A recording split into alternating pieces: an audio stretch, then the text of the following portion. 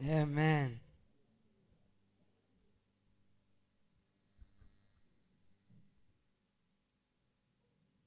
Amahoro y'Umwami wacu Yesu Kristo Peace of our Lord Jesus Christ ganza imitima ya. be full in our hearts. Sema amen. Amen. Amen. Amen. Ndashima Imana y'Umwami wacu Yesu Kristo. Thank God the Father of our Lord Jesus Christ Nduwaye umugoroba mwiza wo gutaramira Imana. for giving us a beautiful evening in His presence. Ni igitaramo ca mbere muri uyu mwaka. This is my first congregation this year. Abana abantu baracyari mu makonji. Many people are still in the holidays. Ndibaje benshi. Few came today, Ariko turatarama. but we are before the presence of God. Sema amen. Amen. Sema amen. Amen. Iyo utangiye neza ikintu biba Eh. bifite injana kuzogisoza neza. Every time you start a thing well, you'll end well. Ariko nubona utangiye nabi But when you start on the wrong foot, birimo icyizere gikeya kuzokora neza. there's little belief that you shall do it well. Niba ari igihe cyo gupangira uno mwaka If this is a time to plan this year, ni mu ntangiro. if there's a time to plan a year, it's at the beginning. Abakristo rero For the Christians, therefore, turasenga we pray cyane. so much. Turasenga cyane. We pray so much. Kora amasengesho menshi cyane mu mwanjo We pray at the beginning of the year kugira ngo duhabwe umurongo w'umwaka wose. so that we can receive a direction for the whole year. Sema amen. Amen.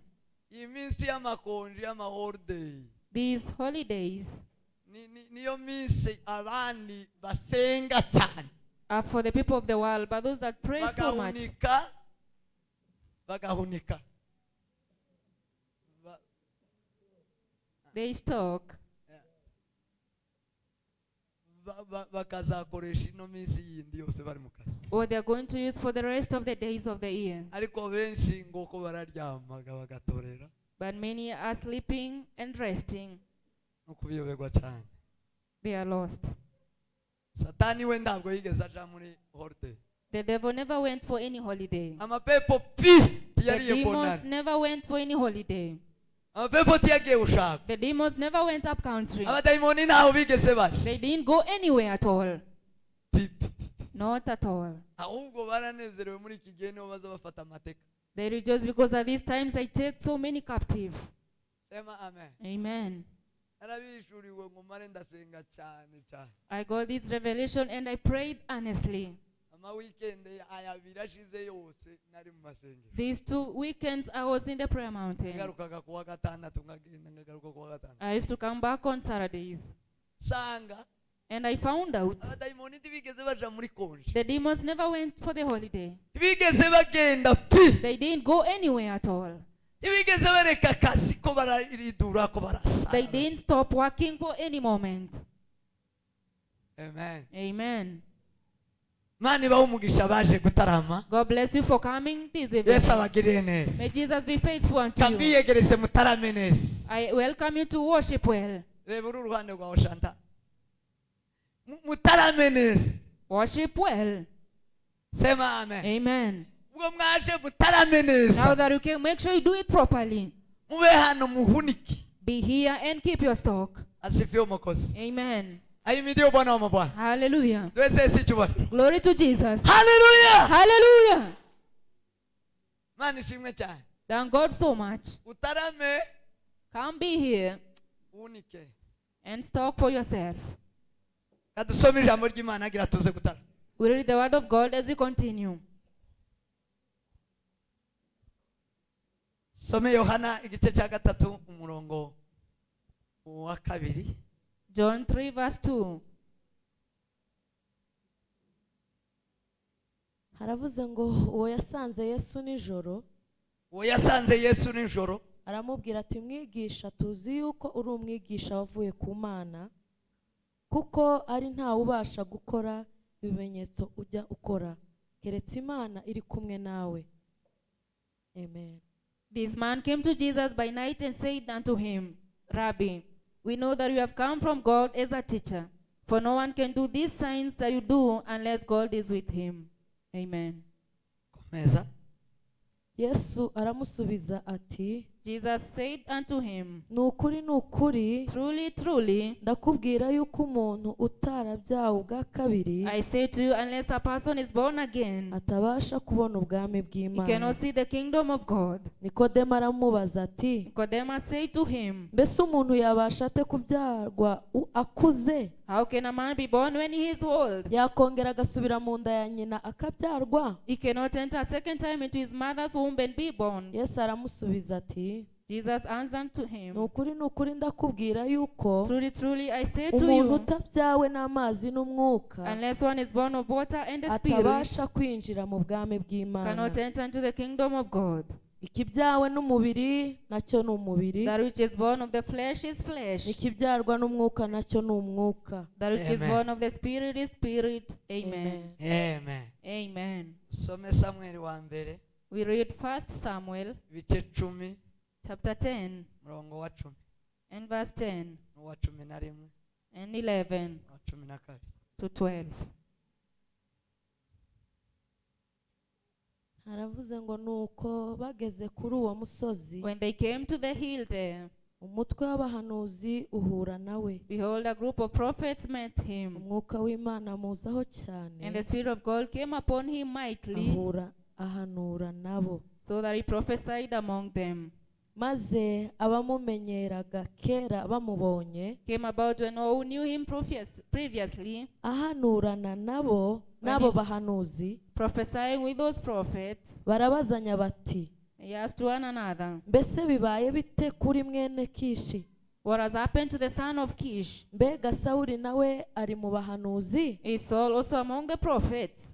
Umwe mu baturage baho arabasubiza aravuga ati, A man there said to them, mbese abo ni bene nde?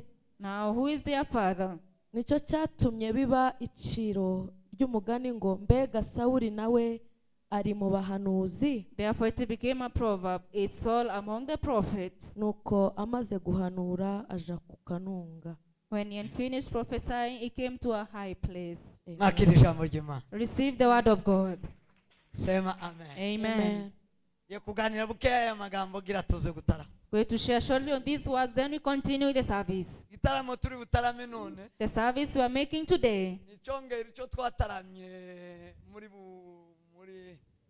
muri veye is to add up to the Kesha. twataramiye mu mezi yose, kwa mbere, kwa kabiri, kwa gatatu, kwa kane, kwa gatanu, kwa gatandatu, kwa karindwi, kwa munani, kwa icyenda, kwa cumi, kwa cumi na kumwe, kwa cumi n'abiri. We did it for the 12 months of the year.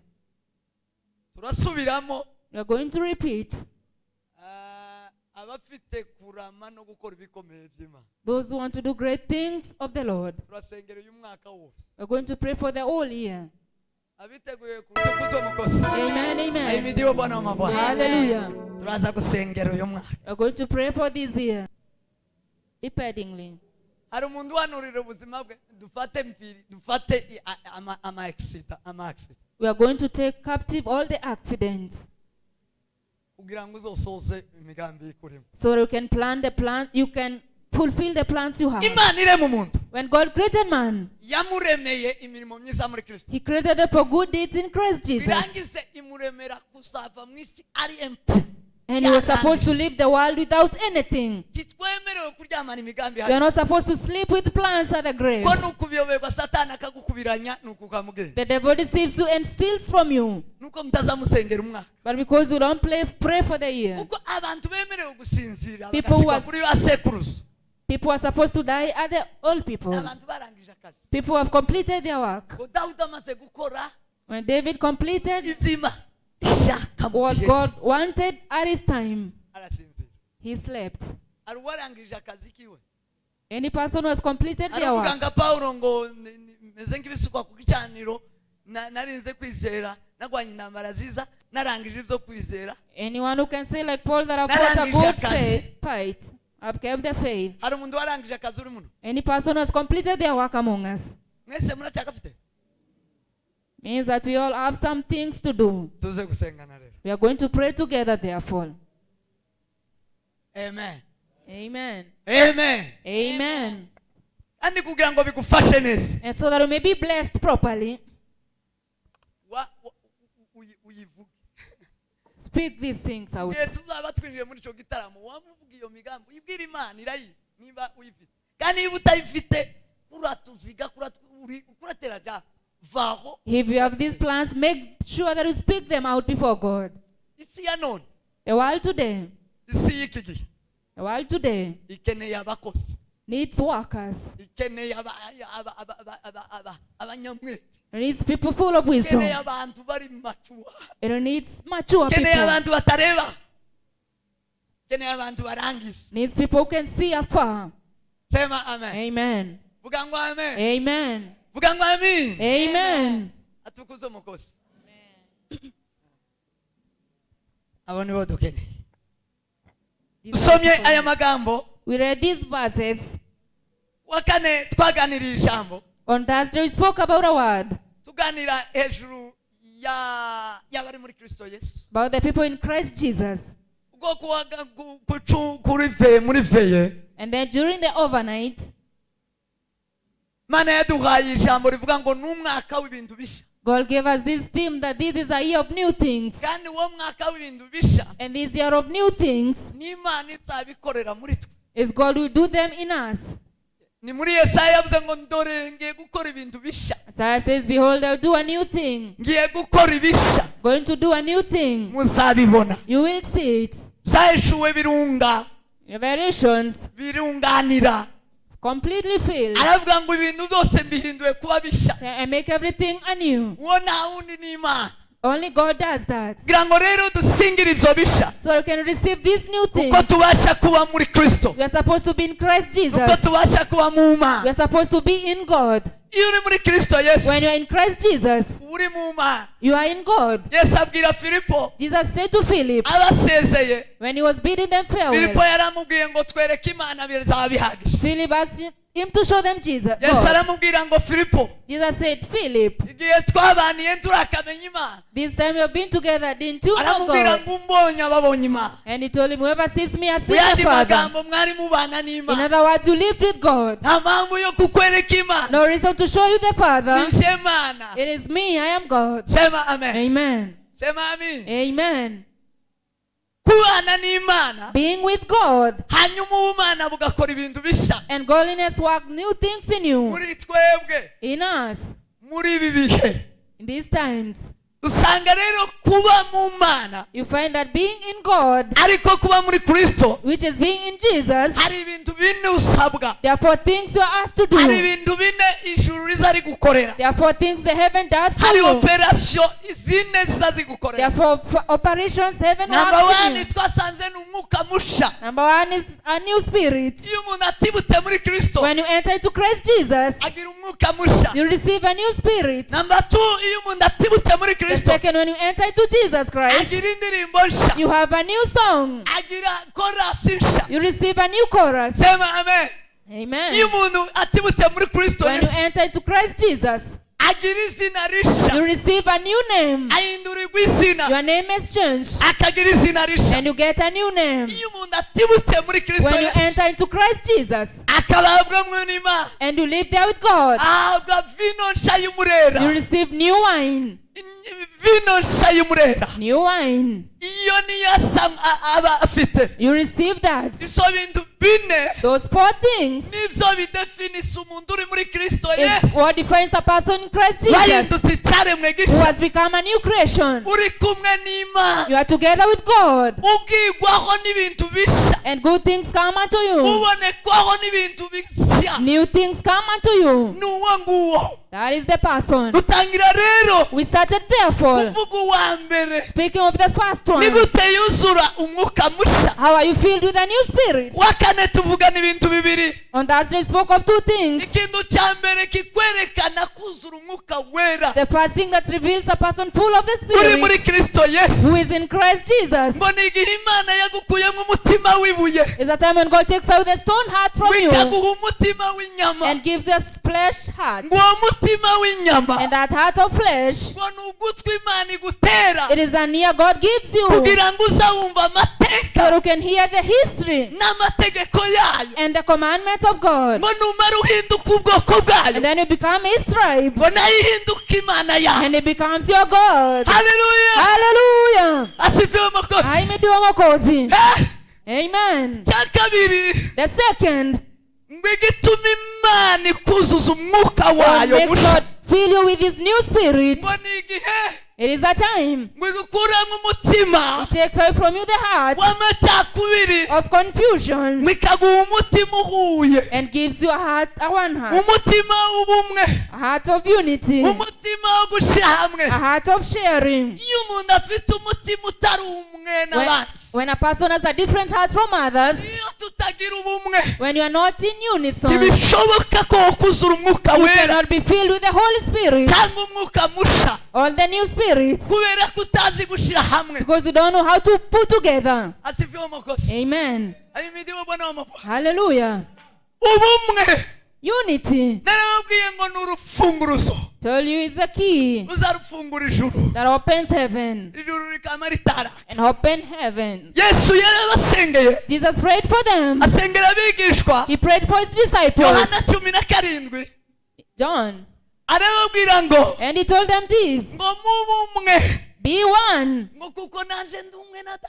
like I am one with my Father. Ni mubumwe, When you become one, ni mubumwe muzaba musa n'ijuru, when you become one, you look like muzaba heaven. musa n'abo mu You ijuru. resemble the people in heaven. Icyo gihe ijuru That time heaven ntiryoreka kubahuri, will give you anything. ribana nawe He lives with you rigakora ibikomeye, and do great things, kubera ko nta juru because there's no heaven hatariho ubumwe, without unity, kandi ndaho ijuru ritoba and heaven cannot open hariho ubumwe. without unity. Munyumvishije asanga Imana ishimwe Amen. kubumvishije. Umva mbabwira ijuru. Let me tell you about heaven. Mu ijuru ni hehe mama Dieu? Do you know where heaven is? Mu ijuru ni Where is heaven? turangire.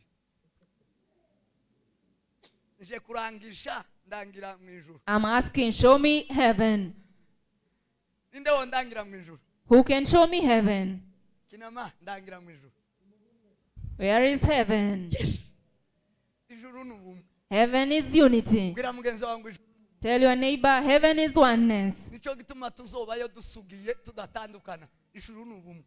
Heaven is unity. Ahari ubumwe niho Imana iba. Where there is unity, God lives there. Glory to Jesus. Hallelujah. Hallelujah. Asifiwe Mwokozi. Amen. Ijuru Heaven ni babakeba bari hamwe. are the people who are together. Emewe.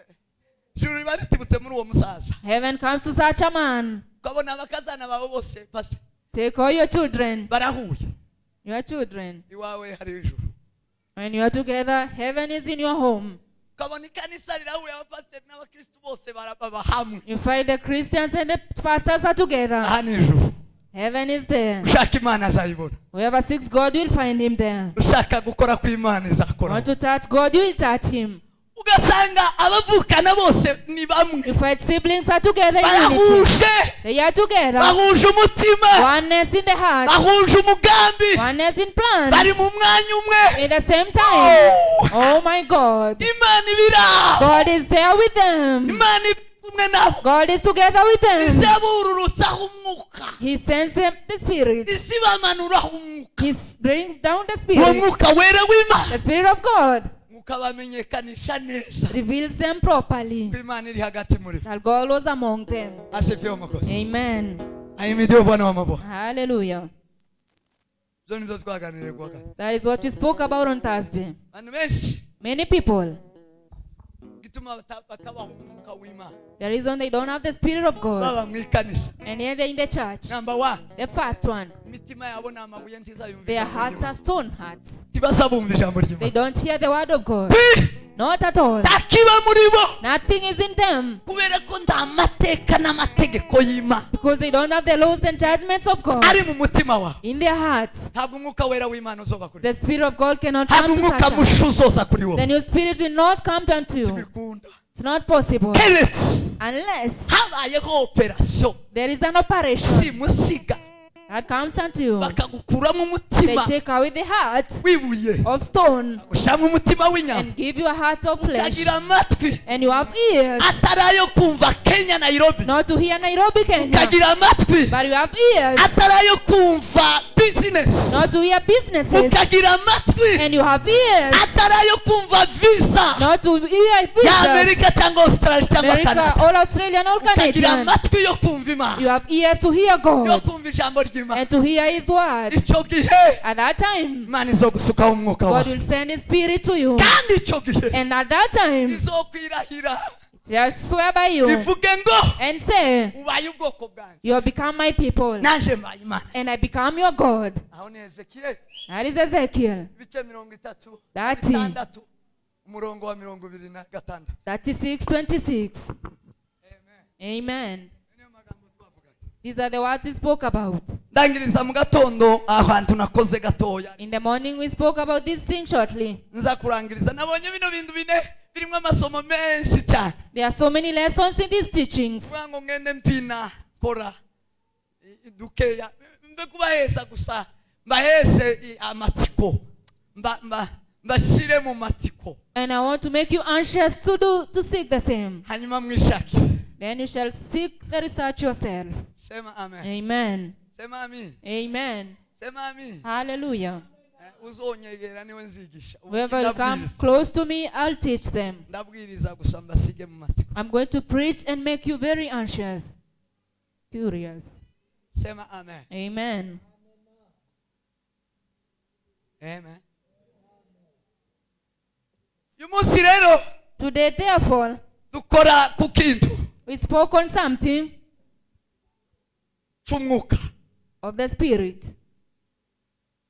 tuvuye mu kuwambara cyangwa mu kuwuhabwa Not just receiving, mu kuwuhabwa receiving. ibyo bintu bibiri binini Those are two great things. kubera ko nagiye ndezima Because I went in prayer. fata ibyo bibiri gusa Took only those two gira things. umutima w'ubumwe Have a heart of oneness. sema amen Amen. sema amen Amen. gira umutima mwiza mugira umutima w'ubumwe Have a good heart musubire muza mwumva ijambo ry'Imana and hear the word of God. zubwira umugabo ngo umva ijambo ry'Imana Tell your man, hear the bwira word of umugore God. gusa wumva ijambo Tell your ry'Imana woman, hear the word of God. wasiwe umva ijambo You ry'Uwiteka world, hear the word of God. wasiwe umva ijambo You ry'Imana heart, hear the word of God. bwira umutima wawe ngo umva ijambo Tell your ry'Imana heart, hear the word of tora God. ijambo ry'Uwiteka Pick the word of the Lord. nimudatora ijambo ry'Uwiteka ndabarahiye ntimuzobwoko If you don't pick the word of God, I tell you the truth, muzoguma muba abanyamurenge mutupu you shall not change at all. muba abanyakenya mutupu Shall be Kenyans only. uba umusore tupu You'll be just a man uba umugabo tupu or a young man, umugore tupu just a woman. biragatsindwa muririmbyi yararirimbye One singer said, aravuga ngo say that. indirimbo zazinanira ariko nkazikunda I love songs though I don't know how to sing. ngo kugira amari mengi bila Yesu ngo ni bure murayizi iyo ndirimbo muramenye You know that song?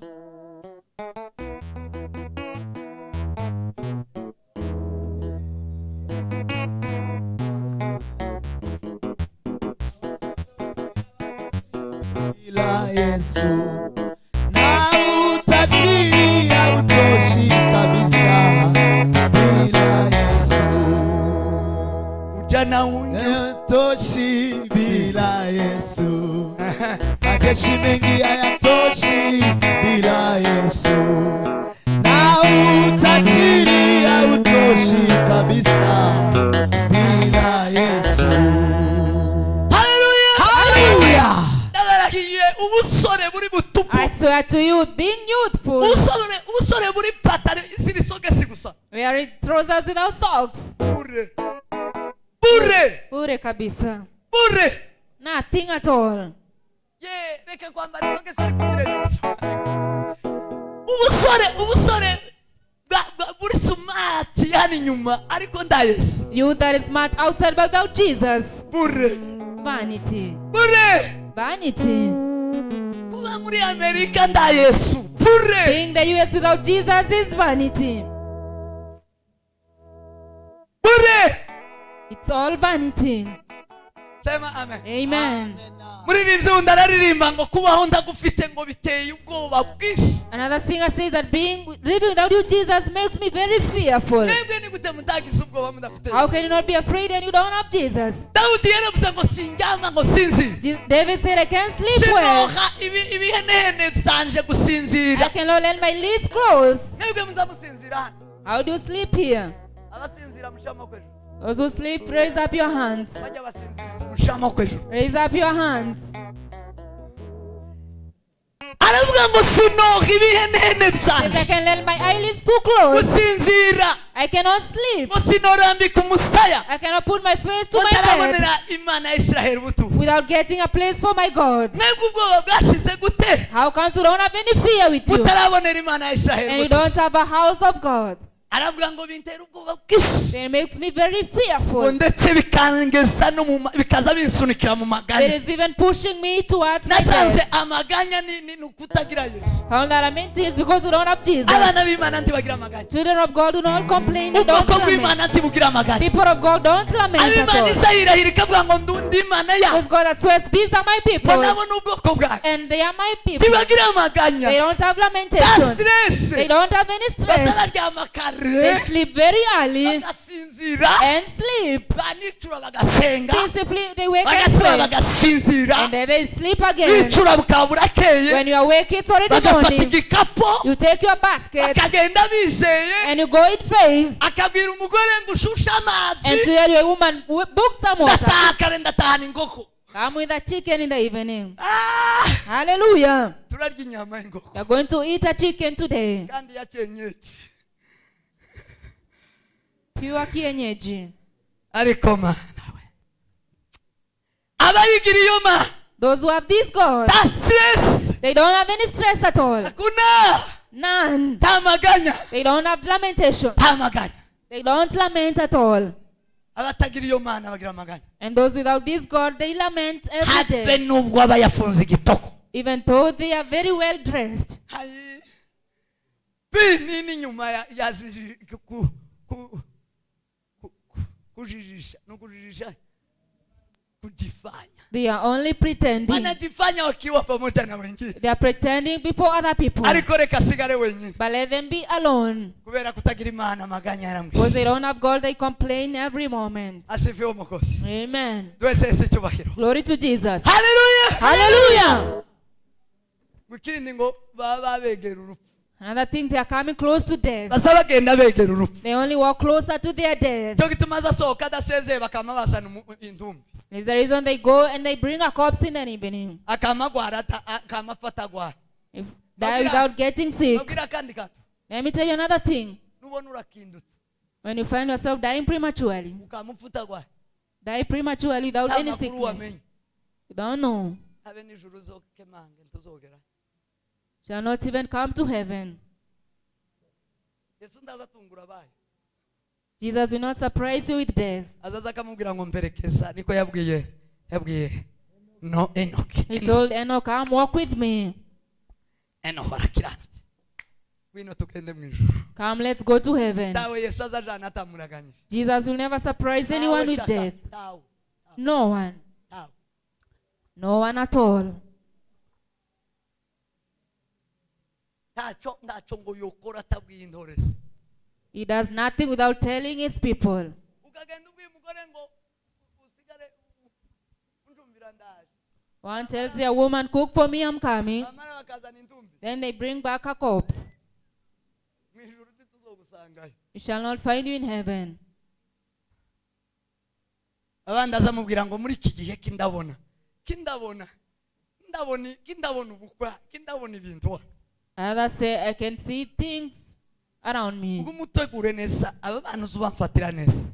Take good care Hari of my umupfakazi children. umwe wambwiye arambwira ngo umugabo we yaramuteguje aramubwira yari umusirikare aramubwira One widow told me that my husband prepared me. He was a soldier. aramubwira ngo wa mugore we tuzaranye abana batatu gusa. Told me, my wife, we have 3 children together. Nta wundi tuzosa kubyara. We are not going to give birth to another child. None ga Now, therefore, ngiye gusubira mu kazi. going back to work, Ndagusaba. I ask of you. Mu gihe ntoba nkihari At the time I shall not be with you, tukasigira abana. Don't leave my children. nubwo ari bake Even though they are few, ariko ntukabase. but never leave them. icya kabiri The second thing, ntukabongereho abana never add another one to them. uzonyugwe nawe. Be content with the three. abana ngusigiye The children I live with you bazakunezeza. will please you one day. aho nsize Those that have left behind, aho nsigiriye those I leave behind, nakagombye kukunezeza. I was supposed to please you. aba bana banje bazakunezeza. These children will do that for me. ari hano sheko hano She lives here at Sheko. yansanze muno yabimbwiriyemo. She told me here in the church. She found me here. kandi ntiyabyaye. And she never gave birth to another child. afite abo batatu nye. She has only those three children. yamumenye. yabyaye afite abo batatu. She has the three only.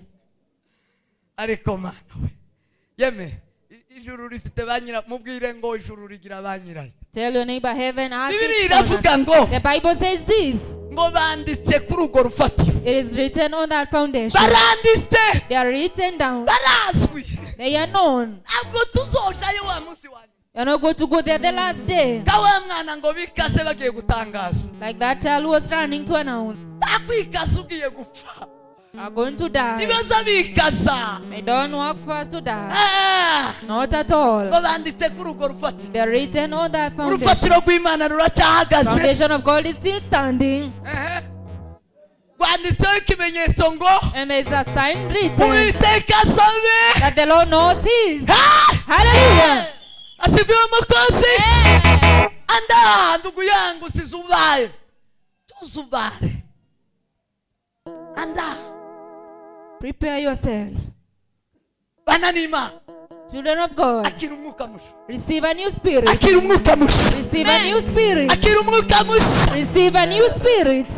sema amen. gitondo tuvugana ku mwuka mushya And we said in the morning that a new spirit ari we mwuka wera. is the Holy Spirit, ni nawo mwuka w'ukuri. the Spirit of truth, ni nawo mwuka w'Imana. and the Spirit of God, niwe mwuka w'ubwenge. the Spirit of wisdom, niwe mwuka w'ubuhanga. the Spirit of wisdom, ni nawo mwuka wo gushurirwa. the Spirit of revelation. ni ukuza wose ni umwe. That is one spirit. kubera uburyo Imana data Because of our God the Father igira ubumana bwayo. has His godliness, uyu munsi ziguha umwuka today gives a spirit w'ubwenge of wisdom kugira ngo uhandoringa ibintu byananira. so that you can handle the impossible. uhandoringa ibintu biri aho. You handle things properly. tanga umurongo abantu bave mu kiduti. You give direction for things. Imana ikabohereza umwuka wayo God sends His spirit kugira ngo bakore ibitangaza barokora abantu. for them to work out miracles. sema amen. Amen. sema amen. Amen. Imana ikohereza umwuka wera God sends the Holy Spirit kugira ngo urusheho kutweza tubabera. so that He can cleanse us. asifiwe mukozi. Amen. ahimidiwe Bwana wa mabwana. mwuka wera w'Imana The Holy Spirit of God nuwo kugutunganya kugeza umunsi wa Kristo. is to perfect you until the day of Jesus. uzuguheza kwezwa He makes you holy ukaza wera. and you are sanctified. icyo ukoze ukagikorana kwera. Everything you do, do it in holiness. cyo gituma Bibiri ivuga Yakobo yandikiye bene wabo Is why James wrote to his people arababwira ngo idini nyakuri and said, what I tell you, ni idini ririmo umwuka wera w'Imana. the true religion with the Spirit of ngo God rizakora ibintu bibiri. will do two things. icya mbere The first one, ngo bazoza bafasha imfubyi they will n'abapfakazi. help the widows and the orphans. bazagira ubumwe They will have oneness. ngo babane n'abapfakazi babasapoti. Live with the widows and support them. sema amen. Amen. ngo icya kabiri The second, ngo bazezwa. they will be sanctified. ngo bazaza baguma bezwa. They will continue being ngo sanctified. n'umwuka wera w'Imana The Spirit of God uzotura muri bo will live in them kugira ngo ubeze. to sanctify them. asifiwe umukozi. Amen. atukuzwe umukozi. twese icyubahiro. arongera arababwira ngo umwuka w'ukuri. And again, children, the Spirit of truth, umwuka w'ukuri the Spirit of truth ni ijambo ry'Imana is the Word of God, ry'ukuri of truth, riguhesha that makes you umenya neza to know properly umugambi w'Imana the plan of God ugacyaha umugambi wa Satani. and you deny the plan of the devil. umwuka w'ukuri ni uwo kukubwira ijambo ry'Imana. The Spirit of God speaks to you about God. umwuka w'ukuri The Spirit of truth nugusobanurira ibyanditswe. explains the scriptures to you. Imwakira umwuka w'ukuri. Receive the Spirit of truth. Asifiwe mukozi w'amashyi. Nukugusobanurira ibyanditswe. It explains to you the scriptures. Uzugusobanurira Bibiliya. It explains the Bible unto you. Asifiwe mukozi. Amen. Ahimidiwe Bwana wa mama. Hallelujah. Hallelujah. Amen. Tuvuge ngo hallelujah. Hallelujah. Hallelujah. Hallelujah. Hallelujah. Hallelujah. Umwuka wo guhishurirwa And the spirit of revelation n'umwuka w'ubuhanga and the spirit of expertise, izishaka gukorana. they work together. Umwuka w'ubuhanga The spirit of expertise n'uwo gutunganya ibyo mu nzu y'Imana. is to perfect things in the house of God. Bariho ngo bakiranure inzu y'Imana baza bayirimbisha. They are there to beautify the house of God Bariho kugira ngo baza batekereza bazabona ubukene bw'Imana. and to see what is needed in the house of God. Ubwo buhanga bwabo. That is their expertise. Cyo gituma Imana yabwiye Mose imweretse ihema. It is the reason when God showed Moses the tent Atekereje ngo si ihema rizubakwa rite. and he asked, how will I build this Yamubwira thing? ngo ibyo si ibyawe. God told him, that is not for you. Afasha abandi bahungu hano. The other men here, Nabururukijeho umwuka w'ubuhanga. and they have the spirit of Nibo expertise. bazashinga ihema. They are going to build a tent. Bazayubaka They shall neza. build it properly. Naribahaye. I have given it to them. Wese Yesu icyubahiro. Glory to God.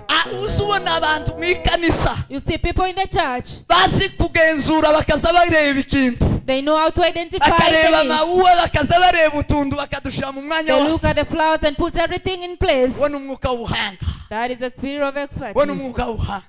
That is the spirit. Asifiwe umukozi. Wese icyubahiro. Umwuka wo guhishurirwa. And the spirit of revelation Umwuka wo guhinyuza Satani amayeri yiwe na mu ikanisa mu bana b'Imana. you rebuke the devil and his Uburiganya deception of the bwe. children of God. Uburiganya bwe tuzotwama tubumenya kare. And you know his deception afar, from afar. Mwishurirwa kare. You get the revelation earlier. Sema amen. Amen. Sema amen. Hallelujah. Asifiwe umukozi. Wishurirwa.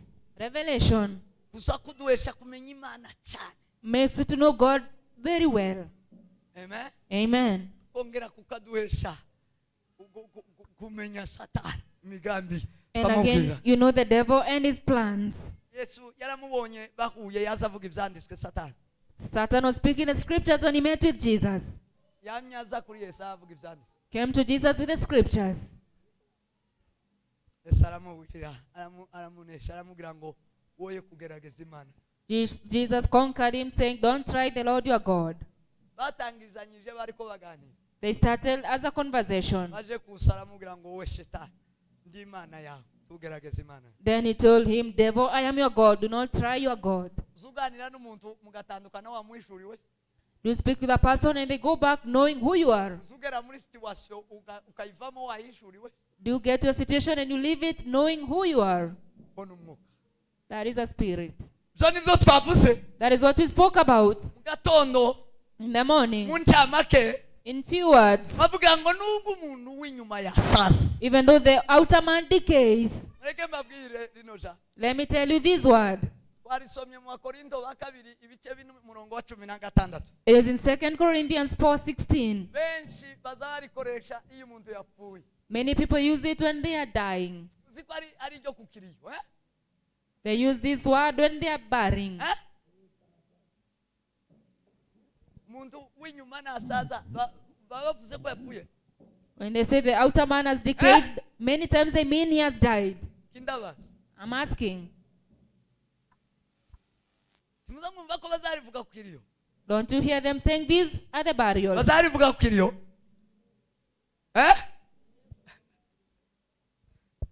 Iri sigi wapfuye. Paulo tiyazabwira indumi. Paul was not speaking to a corpse. Ntabwo yazanabwiriza kukiriyo. He was not even at a burial. Oh yeah. Not at all.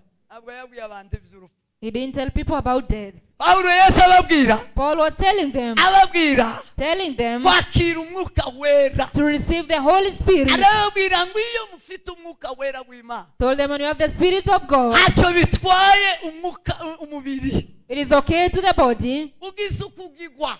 If something happens to it, nusaza when the body grows old, umuntu w'imbere we the inner man aguma guhinduka musha, is renewed every day. aguma kubana n'Imana They live with God kubera imbaraga z'umwuka wera. because of the power of the Holy Spirit. tuza tuba basha, We become new. tukaba basha We become new mu gitondo n'ijoro. in the morning and in the cyo evening. gituma Yesu yabwiye Nikodemu, It is the reason Jesus told aramubwira ngo Nicodemus, ni ukuri Nikodemu, truly, truly, Nicodemus, nutazagubwa kabiri, unless you are born again, niba utavutse mu mwuka, if you are not born in the Spirit, nuguma kuba umunyamubiri, if you continue being of the flesh, uzoba umunyamubiri, you will continue being of the flesh. ntabwo uzigera ubona ubwami bw'Imana. You will never receive the kingdom of God. ariko ndakugira inama, But I tell you an advice. uvuke ubwa kabiri, Be born again. uvuke ubwa kabiri, Be born again. uvuke ubwa kabiri. Being born again si ugusubira mu nda y'abatuza, is not going back to a mother's womb. uvuke ubwa kabiri Being born again ni ukuba muri Kristo is to be in Christ, ukazagwa n'umwuka. and you are born of the Spirit. nibwo yamubwiye byamuyobeye, And he told him what he couldn't understand. aramubwira ngo ikizagwa n'umwuka Told him what is born of the Spirit ni umwuka, is Spirit. nutazagwa n'umwuka If you are not born of the Spirit, ntibishoboka it is not ko possible wowe n'ubwami bw'Imana, to receive the kingdom of God. ntibikunda. It's not possible. sema amen, Amen. sema amen. mureke umubiri usaze, umubiri ubucyo ubaye, Let the body continue decaying, ariko umwuka but the Spirit ube musha. will become new. every day. naratangaye n'uyu mwuka. I was amazed by this Papa Spirit. Pawulo bawufite, When Paul had the bari Spirit mu ngoyi yewe, mu ngoyi abandi bazabarira, in prison, other people cry, ariko mu ngoyi bararirimbye. but they were singing in ni prison umuntu w'imbere, because the inner man, mubwire ngo ni umwuka. this is a Spirit. sema amen. Amen. bararirimba, They sang baratarama, igitaramo kirashuha, and they served God igitaramo bakora amayitaje, and they prayed iminyururu iradohoka, and the chains were broken. imbago zibavaho, The chains broke. imiryango irakinguka, The doors were open izindi mbohe zirabumva, and the other prisoners nazo had them, barazifatira zirabohoka. and they were also set free. Hallelujah. mva bene iyo kasho, ni umuntu w'inyuma yari ashaje, umuntu w'inyuma baramukubise, umuntu w'inyuma barahambira, umuntu w'inyuma arazofika, The outer man was chained, was beaten, ariko but umuntu w'imbere the inner man ni umwuka, is a spirit, umwuka musha. new spirit. baratarama, And they worship Baratara. and worship baratarama, and worship baratarama, and worship some more. barasubiye baratarama, Jesus worshipped barongera and baratarama. again they worshipped. Haleluya, Hallelujah. asifiwe Mwokozi. Glory to Jesus. ahimidiwe Bwana wa mabwana, tuweze Yesu icyubahiro. Haleluya, haleluya, haleluya, haleluya. Nano umunsi umwe nasengeye umugabo umwe w'abahondorwa, yari inshuti yanjye bitaga Mutwaza. One day I prayed for one man, Mutwaza, my friend. yagiye mu ijuru. He went to heaven. Noneho Imana imaze kutubwira ko azapfa kuwa kabiri, God told me you die on a Tuesday hanyuma akagenda mu ijuru. and then you will go to heaven. umare umunsi kuwa mbere arambwira ngo uzoze gakurari wanje ga kuwa kabiri nzoje mu ijuru. Then on Monday he told me come sleep at my house because tomorrow I'm dying. I'm going to heaven. ndagenda nja kurari wiwe. And I went to sleep over at his house. ngeze iwiwe, When I came to his house, noneho turatarama muri salo. we worshipped at the sitting room. urangije gutarama muri salo, When we started worshiping, namubwiraga ngo genda uje kujya. told him go now and take rest. arambwira ngo ntubizi ko none ari bwo ngenda, He told me, don't you remember today is my last day. ntabwo ndi buje kuryama mu cyumba cyanjye, I'm not going to sleep on my bed. turararana nawe. We are going to sleep together. ndumva nshaka ko dusenga, I want us to pray some more. dusengane bwa nyuma. And let's pray for the last time. ariko Mutwaza, Mutwaza, my friend. Mutwaza wagiye mu ijuru gutya mbamureba gutya n'aya maso, He went to heaven as I watched with my eyes. ararenguka gutya mbamureba. And he went. nzi ariko uzonkomeze wamana, ariko nanje sinzova mu masengesho nabonanye Mutwaza Now I will never leave the prayers that I saw with this man kugeza mugezeho gutya. until I come to him. arangiza arambwira And then he told me, mu rukere early in the morning, nari nsinziriye mvunikiye gutya, I was sleeping arangangura arambwira ngo zuka dusenge ngo kindumva inyota yo gusenga. and he told me, awake. I feel like we need to pray. urumva inyota yo gusenga, I'm thirsty. dusenge nyiyegamiza agira dusenge. And he told me, make me sit, let us pray. ndamufata ndamwiyegamiza, And I took him, put him on my amare chest. turatarama, Then we worshipped. turasenga. We prayed, dushaka mu maso y'Imana, seeking the face of God. turasenga We prayed hari mu rukerera, early in the morning. turasenga We prayed buracya mu gitondo, in the morning. turasenga Continued praying. turasenga. Then we prayed some more. Umugore arambwira araza aradusanga umugore we, And the wife came to us. arambwira ngo reka aje guteka icyayi, She told me, let me go and prepare tea. maze kuduheza icyayi, koga ni kuwa kabiri, That is on Tuesday morning. ngo habe saa mbiri zuzuye, And then at 8 o'clock in the morning, ngamubwira ngo narushega reka turekere ku gitaramo to yayi I nyama, was telling this man, I'm tired now, let us take some rest. And he says, no. aranyerera nari mwiyegamije yamanyerera, He was sleeping on my chest and I saw him saa mbiri zuzuye, sliding. saa mbiri zuzuye, 8 in the morning. twaza aragenda arafata, And he left this world. uko ngo anyerere ndamwururutsa, Then when he slid from me, I nsanga put him umugore we down. nsanga umugore we mu I gikoni, found the wife in the kitchen. mbwira ngo ina hano, Told her, come here. turinjiye muri mu narindi, And we entered into the room we were sleeping. mbwira ngo umugabo wawe aracika, And I told her, your man has died. singira ngo nsize mwamusenga ngiye kubashakira icyayi, And she told me, I left you praying and went to prepare tea for you. acikanye wibuke ko Imana yabivuze, And I told her, remember God said you breathe his last today. barahari n'ubu, Even today she is alive. umugore wiwe n'abana, The wife and the children. umuntu w'imbere, This is the inner man. nimureke umuntu w'imbere abe muzima, Let the inner man be alive in you. gira mugenzi wawe ngo umuntu w'imbere nabe muzima, Tell your neighbor, let the inner man be alive. nimuvuke ubwa kabiri, Be born again. nimuvuke mu mwuka, Be born in the spirit. sema amen, Amen. sema amen, Hallelujah. nimuvuke mu mwuka. Be born of the spirit. Iyo umuntu w'imbere ari musha ari muzima, When the inner man is new, fresh, Imana izikora ibitangaza, izikora imirimo itangaje muri wowe, God performs miracles in you. umubiri utakifite, And the body does not receive this. umubiri utakifite, Don't have the body. nta mukristo utakira umubiri, No Christian saves their body. ako nako murakakira se, Are you going to receive this one as well? murakakira. Do you receive it?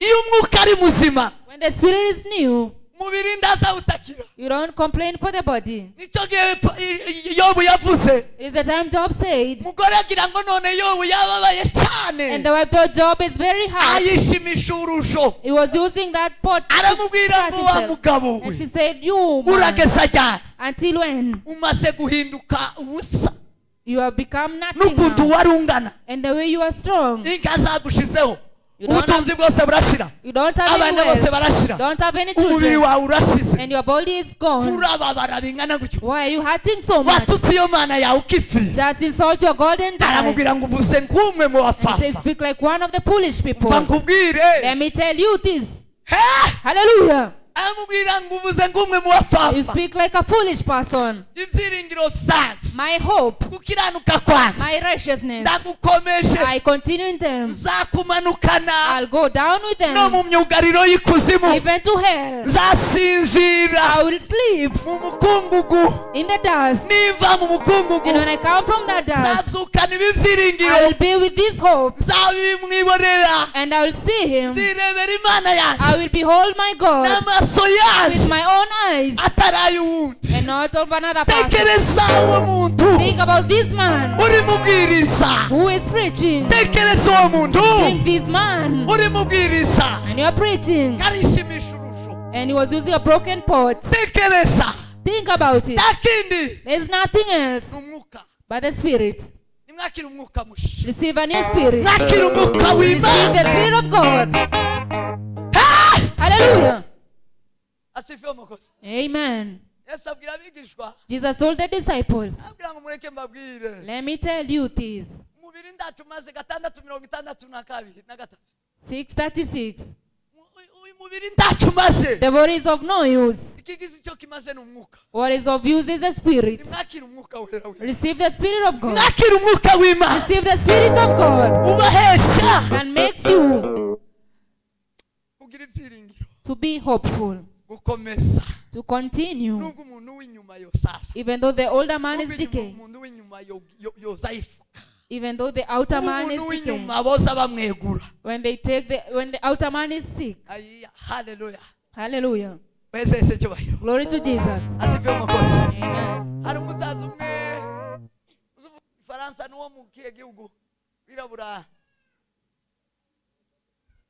Cote d'Ivoire wo muri Cote d'Ivoire There's one man from Cote d'Ivoire. umusaza igisasa He's a very old man. yazabwiriza He was preaching akabwiriza and preaching. agasa nk'ugiye gutemba ugiye kumufata akamahenanguka And he was about to fall. When you come to hold him, he chases you away. imbaraga z'umwuka wera ziri mu musaza Power of the Spirit in an old man.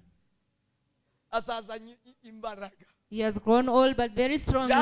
yazavuga He would speak ukasa wumva izo mbaraga and you could feel that power. umusaza ugeze kure umusaza arabaruta mwese He's a very old man, older than any one of us. ariko kubera umuntu w'imbere ari musha But because the inner man is fresh new. sema amen Amen. vuga ngo amen Amen. yazavuga ngo yogwana na kanseri ngo urimo kristo ngo nta kanseri He used to say that you can fight cancer when you have Jesus.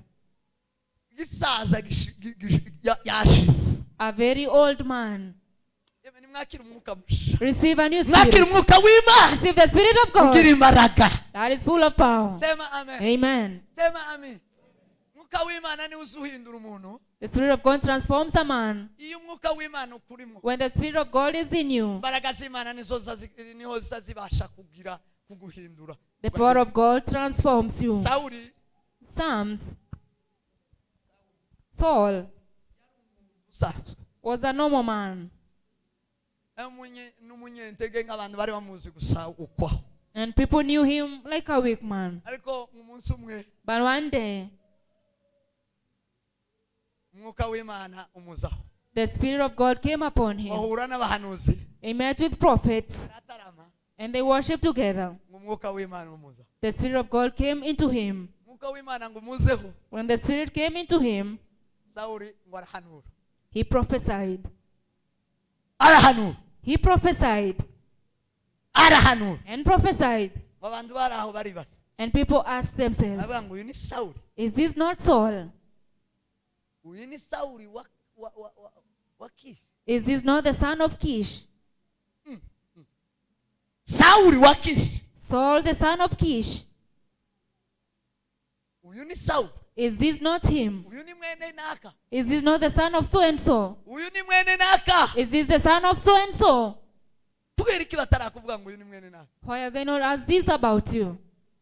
kubera iki batarakubaza ngo se uyu ninde Why are they not asking who is this about you? dawudi yuzuye umwuka wera w'imana yamabwira abasoda bari bahunze abwira na sawuli arababwira ngo jewe no kwicura amafilisiti One day David was filled with the Spirit of God and told the soldiers, even Saul, I can kill this Philistine. arabaza ngo ese uyu ni uwande And they asked, who is this boy? kubera iki nta mbaraga z'imana zari zakorera muri wowe ngo babaze ngo ese uyu ninde Why hasn't the power of God worked in you for people to ask, who is this person? nuko nta mwuka w'imana Because you don't have the Spirit of God. amen Amen. amen Amen. amen Amen. habe na shitani ntarabaza Even the devil has not asked this. hari bigeze gusenga bakazasenga kuko pawulo azasenga One time they prayed Mama like Petro. Paul used to pray. Peter. mama pepa aravuga ngo sawuli pawulo turamuzi And the demon says, we know Paul.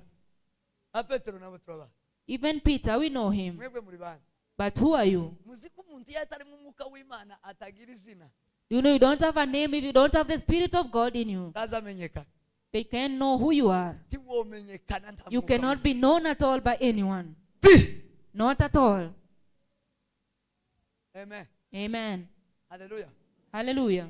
iryo muraryakiriye Do you receive that word? iryo ndangirijeho I am concluding. nubona ubayeho When you find yourself living amapepo atarakumenya and the demons don't know who you are, ijuru tirikuzi heaven does not know you. ntibarabasanya ngo ese uyu ni mwene They nde have not asked who is this son? Who cyangwa ngo is babaze ngo ese uyu si mwene this? runaka Or is this not the son of so uyu and si so? wa wundi Is this not the same one? uyu si urya Is this not the same one? uzomenye ko Know that nta mbaraga z'imana there's no power of God zoba ziri muri wowe that are in you. kubera ko nta mwuka w'imana Because you don't have the Spirit of God. umwuka wera w'imana The Holy Spirit of God ariho kugira ngo abashe lives to enable you kuguhindura to transform ngo baza babaza ngo ese uyu ni so that you can ask, who is this uyu si wa person? wundi Is this not the other one? sema amen Amen. sema amen Amen.